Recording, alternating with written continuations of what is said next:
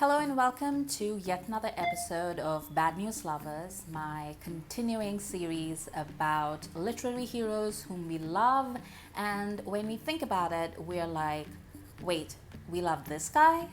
Today's Bad News Lover is Jon Snow, and if you don't know why Jon Snow is a Bad News Lover, then you truly know nothing, and my God, how I envy you. Now, before I begin, I do want to mention two things. The first is that this is perhaps the first and only character where we are discussing a character who was created by one person but whose resolution was provided by yet another person or like a group of people.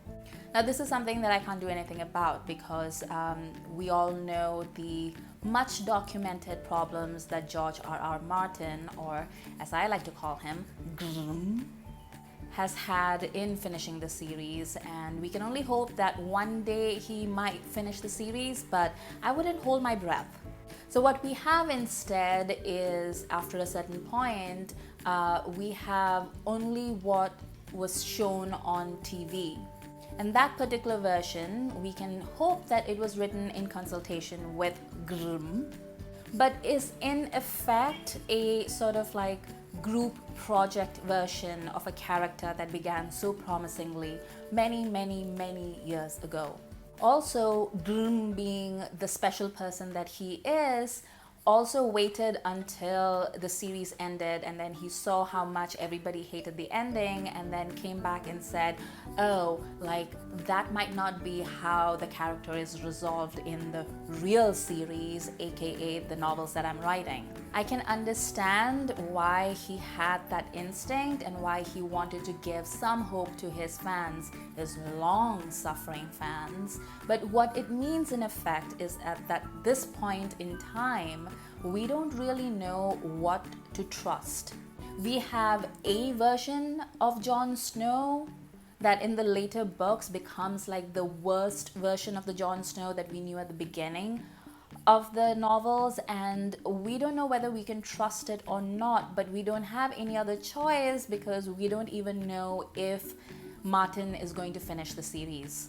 So in case Martin actually publishes the remaining novels and we get to see how Jon behaves, and if the resolution of the story and Jon's story is different, then we can come back and revisit this video. But at this present moment, we are going to go with, the character begun by Martin and finished, like really finished, by the terrible twins. Which brings me to the second point that I wanted to make before we proceed any further, which is, why am I including Jon Snow in this list if he has all these off-screen problems? And the reason for that is twofold. One is because he again exemplifies an archetype, like he is a fated romance character, which is something that I will address later on in this video. But also, this entire list is about characters who have sort of erupted out of their genre and influenced larger mainstream culture in some way or the other. And with Jon Snow, it doesn't matter if you are a fantasy fan, if you have never read another fantasy book in your life, you know who Jon Snow is. He was water cooler conversation for years and years and years. So that's my explanation and that's my rationale. You can tell me if you disagree, just leave me comments, brickbats, what have you. But let's start by investigating why Jon Snow is a bad news lover. Okay, before we dive in head first, I do want to give Jon Snow props for one thing.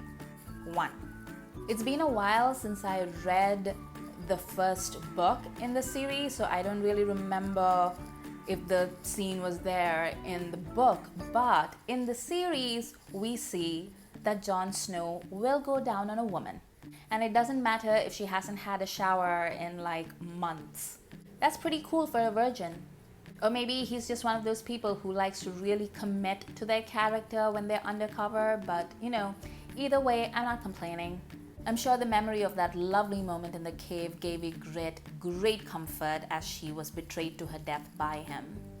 Now, the difference between Jon Snow in the novels and in the series is that in the novels, you really enter into his inner monologue. So you get to see, the growing pangs of a very young man who has been essentially banished from his home and his family and is absolutely alone and is growing up in this very unforgiving environment.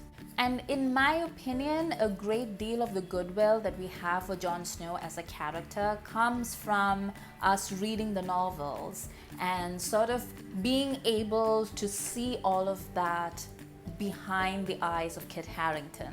Unfortunately, as the series progresses, all we have is Kit, and there is zero attempt made to sort of inform the viewer about any thoughts or feelings that Jon might be going through, except, being sullen.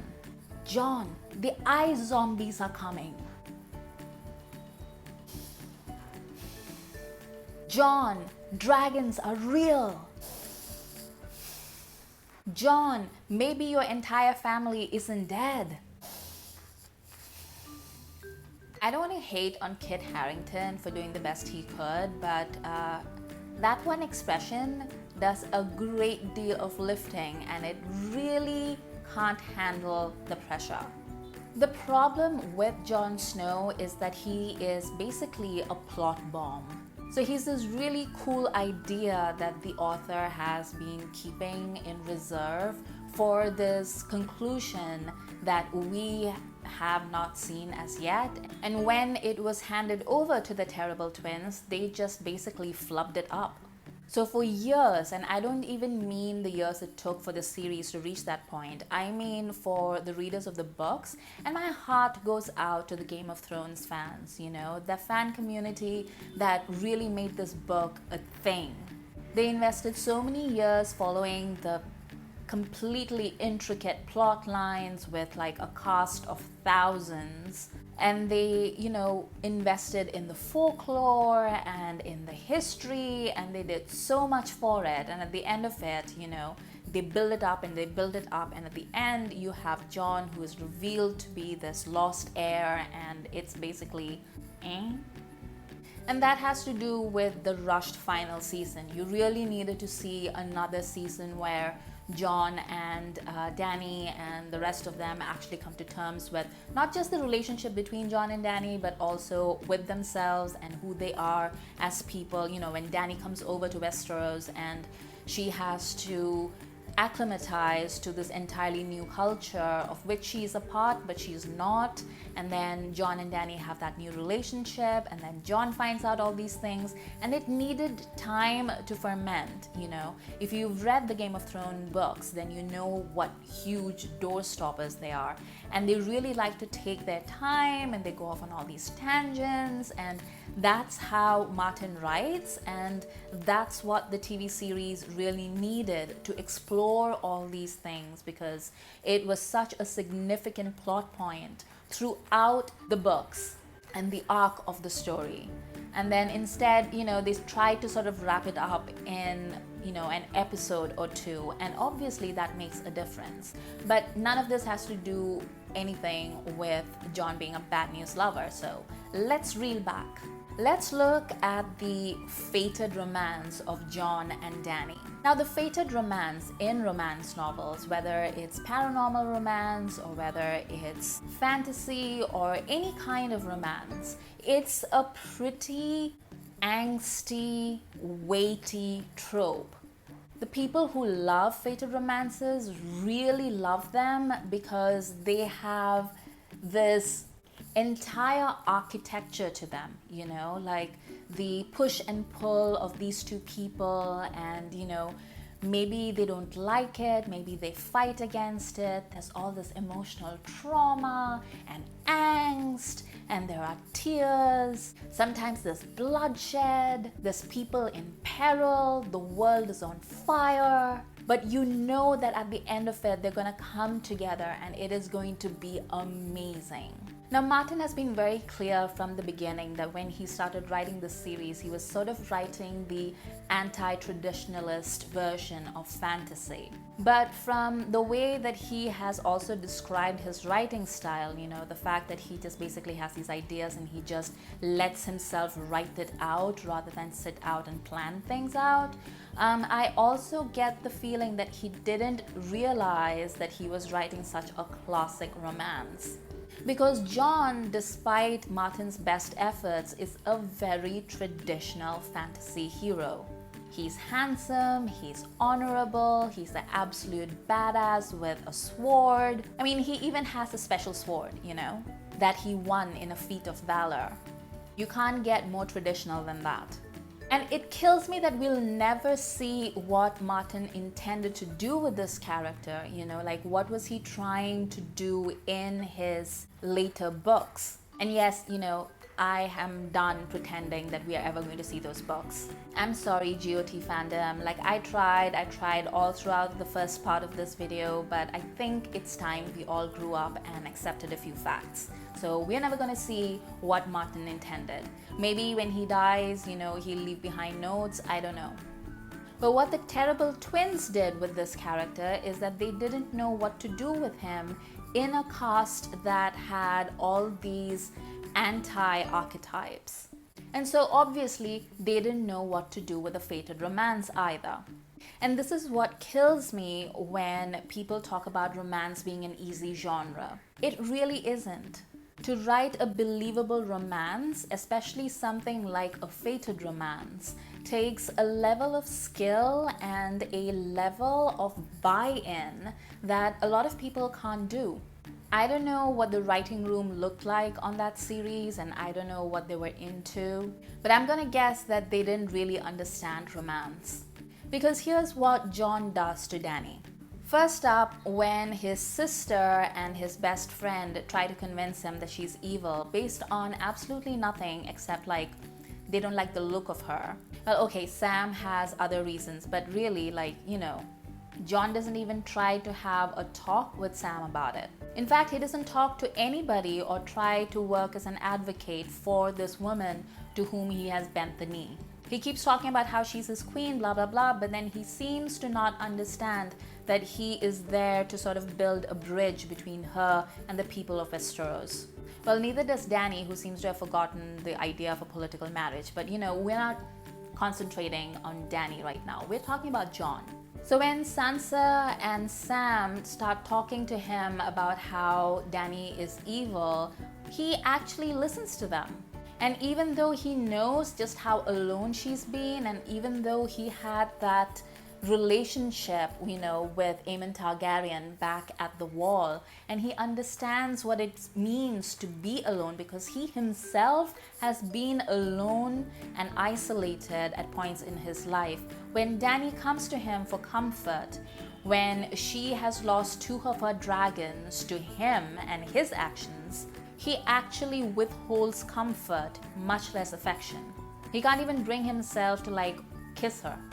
If you're dating a woman and you spend most of your time just making pained expressions at her, and then she comes to you for comfort because she lost her children, and you are maybe not now, or words to that effect, are you really going to be surprised when she goes crazy?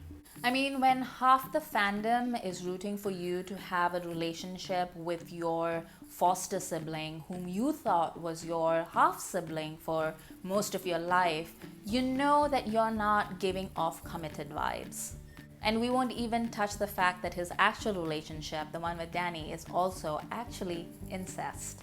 But that's okay because that's what the Targaryens are like. He is also basically a drag. Dany has all these ideas about what a queen can do, she has ambition, she has drive, she has purpose. She wants to be queen, she wants to do something. And instead of Jon trying to be a partner to her and asking her how he can help and how he can realize her visions for a better tomorrow. Because let's not forget, until the terrible twins assassinated her character, Dany was a character who believed in a better tomorrow, who believed in equality, and who wanted people to live a better life than to which they had been born. And she was actually really blessed in the other men who loved her and who sought her out and who were her companions, because they really entered into her vision. And then she falls for Jon, her fated romance, and he is the complete opposite.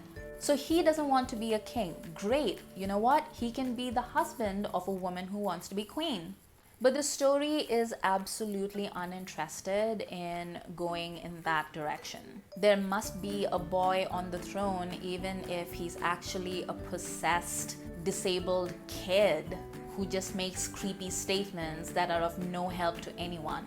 Even their grand romantic moment, and they basically get like one, which is the most awkward lovemaking scene in like the history of Game of Thrones. And that's saying something, because that series is full of like rapey things and incesty things and all sorts of things. But even then, you don't see the connection between these two people. What you really see is them in bed, and then you have Bran's voiceover. And Bran tells you that, oh, you know what? They're in love. Hooray.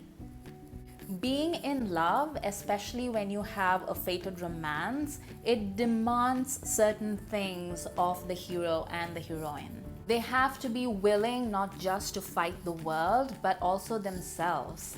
The point of a fated romance is not that it is easy and they just meet each other and bam, that's it. That's not the point. The point is that these two people will do anything and everything in their power to stop that from happening to themselves, because it's inconvenient. But eventually, when they surrender themselves to it, they will do anything and everything possible in order to make that relationship work. They will turn against their own, they will fight their own darkness, they will defend each other to the death. And what does Jon do? That's right, he literally murders her. If your lover murders you, take it from me, ladies, he's a bad news lover. For more videos, please hit the subscribe button.